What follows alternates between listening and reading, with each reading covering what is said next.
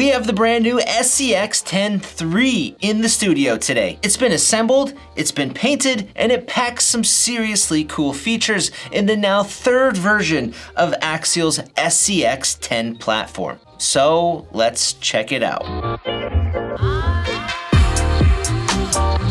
It's been over 10 years since Axial first released their original SCX10 platform, and since it's been a huge success, gaining so much attention that they forced a lot of other brands to create their own version of trail trucks. And as competition mounted throughout the years, in 2016 Axial released their SCX10 II. For performance, the SCX10 II offered an improved steering radius. It featured smaller, more slim, low-profile axles with a smaller pumpkin for improved clearance over obstacles, and then it had a better electronics layout. The SCX10 II also did a great job at looking the trail truck part, with improved styling, more realistic looking axles, front panhard with chassis mounted servo, and a more scale looking transmission. And now we fast forward to 2020 and Axial has given us the SCX10 III.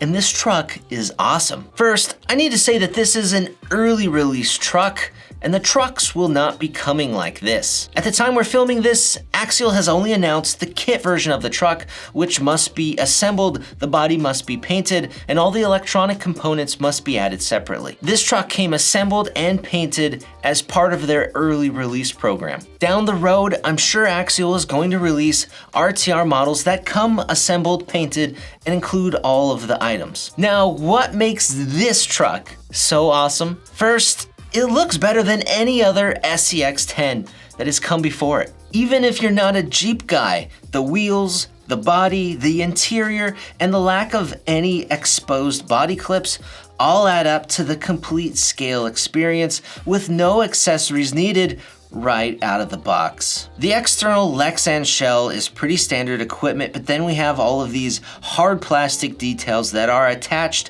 from the underside of the body with either a screw or a body clip, with the highlight really being the front of this Wrangler JL body with grille details, hood latches, hood cowls, windshield wipers, and then that wiper cowling stretching across almost the entire hood, exactly like the real Wrangler JL. And then there's a whole lot more hard plastic scale details like the door handles, the fuel cap, the license plate holder, and then those rear tail lights. Now, one detail you will not see on this body are body posts sticking through with body clips to secure the body. This new truck instead uses a hidden clip system where you secure the body right behind the bumpers on the bottom, so they're totally hidden, out of sight and out of mind. This small detail is a crucial element to the scale realism here, and I think it's a bit underappreciated. And I know there's been other trucks that had a body clip-less design and secured the body with screws, but have you ever been trail side and needed to tinker on your truck and had to unscrew the body from the chassis and then screw it back on? It's kind of a pain in the backside. So the fact that they can accomplish this no exposed body clips, but still use convenient body clips to do the job is really nice. Now, if you don't want to use this body, you can use any standard 313mm trail truck body, because there are other body posts included that will protrude and be mounting the body that way. The next detail that's impossible to miss is our driving figure, and he is the icing on the cake here. Since all of the windows have a tinted window trim decal, if you look at it just right, I swear this truck is real. And the driver is accompanied by a full Lexan interior piece which you can paint and customize however you want. Then sitting atop of that Lexan interior is a full roll bar cage that keeps the somewhat boxy body stiff and rigid for when you're driving it, it looks more realistic. Underneath the body are satin chrome KMC Machete beadlock wheels, with the bead being on the backside, and these wheels look pretty nice. The wheels then mount up with 12mm hexes and come fitted with Nitro Trail Grappler tires. Both the tires and the wheels are officially licensed. And then to add to our looks under there, those wheel wells give us that sweet blacked out look, defining the outside from the inside, adding to how realistic this truck looks. It's a massive improvement to the SCX10 development in terms of scale realism. But what about performance? One of the most important new items on this brand new SCX10 III is an item that's sitting just behind those wheels, and that is the brand new AR45 Portal Axle, which is exclusively intended to provide more ground clearance on the trail so you can drive over more terrain that would normally snag on the axle. They not only enhance trail performance, but man, they look pretty darn cool. Inside those axles are metal gears with front universal drive shafts providing up to 45 degrees of steering, and the front axle also features an offset pumpkin, which is more accurate to real-life axles and allows the front drive shaft to be more in line to the transmission output. So there's less angle, less wear and tear, and more efficiency. Above that axle, there is a CMS or chassis mounted servo. That's kind of nothing new in the trail trucks at this point. But that leads to a 3-link system in the front with a 4-link system in the rear. And those links are 6mm diameter stainless steel links with stainless steel pillow balls. And those links have a tiny hole in them so you can stick like a tiny Allen driver in there and make adjustments to the links trail side if you need to.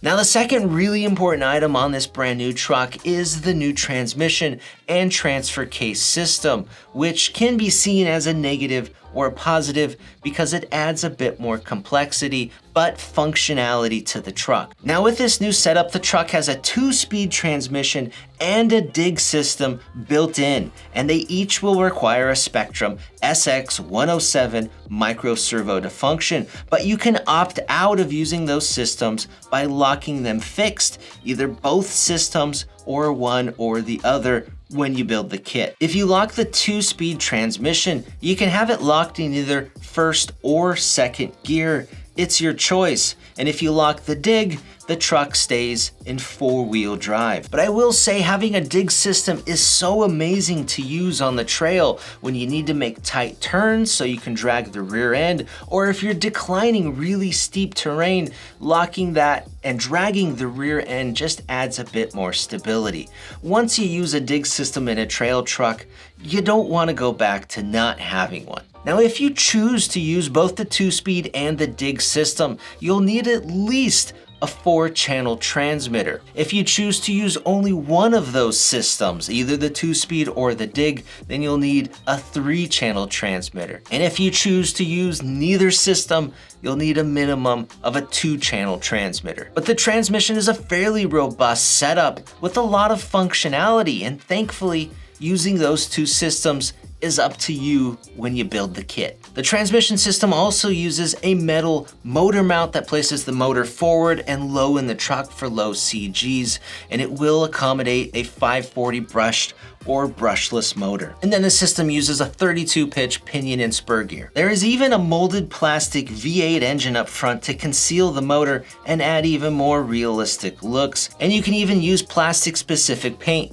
to paint that engine and detail it however you want. Now, if we move on to the shocks, they are aluminum-bodied emulsion-style shocks that use a plastic cap and a bleeder screw at the top, and they're pretty nice-looking shocks. And although we didn't build the shocks on this truck, they are pretty smooth, and I believe the kit will include 30-weight fluid. The spring cup at the bottom of these shocks even has a clamping spring perch, so it won't fall off when you're out on the trail. Other than that, the truck has a lot of plastic molded parts under the hood, all to polish off that final look and to give it that proper detail once the body goes on. For the electronics, there's a lot of different ways you can configure them, and the truck will accept a shorty or a standard size LiPo, so finding the right electronics shouldn't be an issue. Or if you want, you can just wait it out for the ready to run, which hopefully will be available later this year. Until then, the kit version will require a radio system, a 540 size motor and speed controller, a steering servo, and then a battery pack.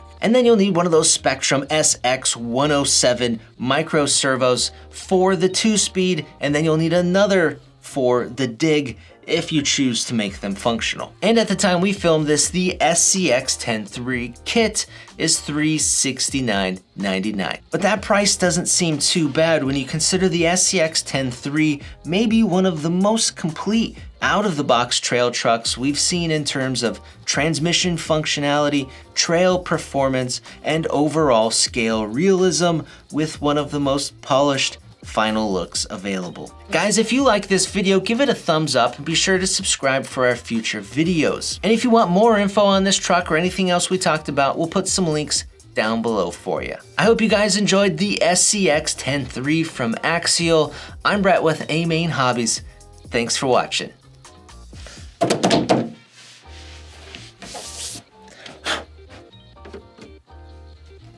You need a coffee?